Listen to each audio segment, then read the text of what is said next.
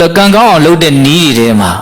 အထွတ်အထိပ်အမြင့်မားဆုံးနီးနှစ်နီးဘုံပြောရမယ်ဟုတ်လားကံကောင်းအောင်အကောင်းဆုံးပြင်ဆင်တဲ့နီးအမြင့်မြတ်ဆုံးပြင်ဆင်တဲ့နီးဘယ်နှနီးပြောမလို့နှစ်နီးပြောမယ်အဲ့ဒီနှစ်နီးကဘာလို့ဆိုတော့ဗုဒ္ဓနုတ္တိနဲ့မေတ္တာတရားဗုဒ္ဓနုတ္တိဆိုတာက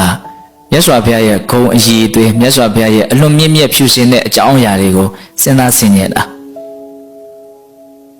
ဣတိပိသောဘဂဝါအရဟံသမ္မာသမ္ဗုဒ္ဓောရဟန်းနော်ဝိဇာစရဏတမ္မနောသူကတောလောကဝိတုနှုတ်တော်ပုရိသဓမ္မတာရေတိတတ္ထာဒေဝမနုဿာနံဗုဒ္ဓောဘဂဝါမြတ်စွာဘုရားရဲ့ပြည့်စုံတော်မူထားတဲ့ဂုဏ်အည်အသွေးကြီး9မျိုးနော်အဲ့ဒီတည်းကနံပါတ်1ဂုဏ်အည်အသွေးကဘာတော့အရဟံအဲ့ဒီအရဟံဂုဏ်တကုံလောက်ကိုကျွမ်းကျင်ကျင်နားလည်အောင်လုပ်ပြီးတော့စိတ်ထဲမှာခဏခဏဖြစ်အောင်စဉ်းစားဆင်ခြင်နေမယ်ဆိုရင်အဲ့ဒါဗုဒ္ဓနုတ္တိပွားနေတာအဲ့ဒါကံကောင်းအောင်အကောင်းဆုံးလုပ်နေအဲ့တော့အရဟံဂုဏ်ဆိုတာဘာတော့အရဟံဂုဏ်ဆိုတာမြတ်စွာဘုရားရဲ့တန်တမှာပူပန်စေတဲ့ဆင်းရဲစေတဲ့ကိလေသာတရားတွေလုံးဝကင်းကွာနေတဲ့အနေအထားကိုအရဟံလို့ပြောတာဟုတ်လားကိလေသာအပူကင်း၍ငြိမ်းအေးသောစိတ်နှလုံးရှိတော်မူသောမြတ်စွာဘုရားမြတ်စွာဘုရားရဲ့ဂုဏ်ရည်သွေးနော်မြတ်စွာဘုရားရဲ့စိတ်နှလုံးဟာလူချင်းမမောမှုဘလောက်လူချင်းစရာကောင်းတာနဲ့တွေ့လို့မှလူချင်းတယ်ဆိုတာမရှိဘူးဘလောက်မကျင်တဲ့စရာကောင်းတာနဲ့တွေ့လို့မှစိတ်တူတယ်ဆိုတာမရှိဘူး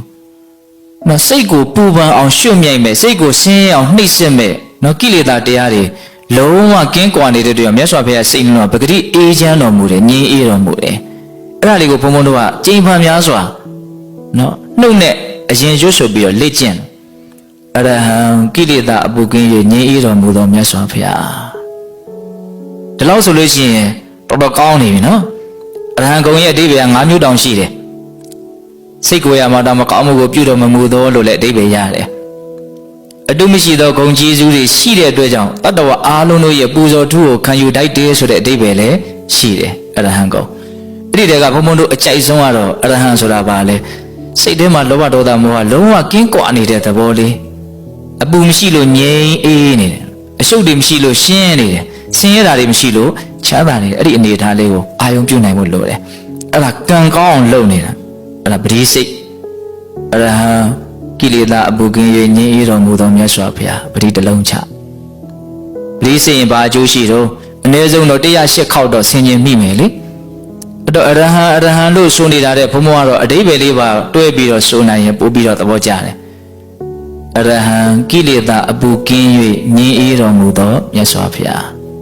တခါလည်းပါအောင်လုပ်နော်အဲ့ဒါဘာလုပ်တာတော့ကံကောင်းအောင်လုပ်တာ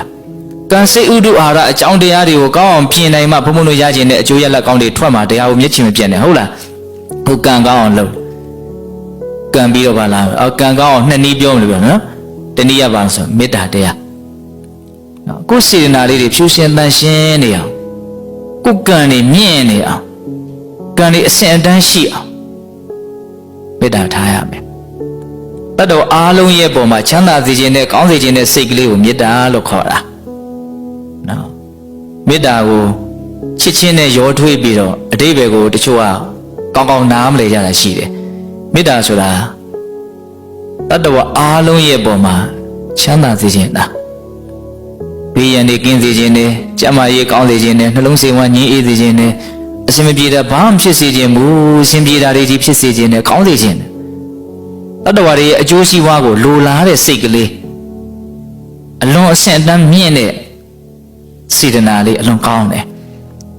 အဲ့ဒီမေတ္တာစိတ်ခဏခဏဖြစ်အောင်လုပ်ပြီးတော့လည်းပဲကိုယ့်ရဲ့ကံကိုမြင့်တင်ရတော့နော်အဲ့ဒါကိုလည်းနှုတ်နဲ့အရင်ရွတ်ဆိုအလုံးသောတတ္တဝါတွေဘေးရန်ကင်းကွာကိုယ်စိတ်နှပြချမ်းသာချမ်းသာကြပါစေဒါလို့ဆိုရင်ရပြီအဲ့ဒါကိုထက်ခါရွတ်ဆိုနေကြရင်စိတ်ဝင်စားပြီးတော့ကိုယ်စိတ်ကအဲ့ဒီထဲမှာတက်ဝင်လာနိုင်လိမ့်မယ်အဲ့ဒါမေတ္တာတက်ဖြစ်လာမယ်ဝိရိယရှိဖို့လိုတယ်ကြိုးစားဖို့လိုတယ်နော်အဲ့ဒါဘာလဲလို့မေးရင်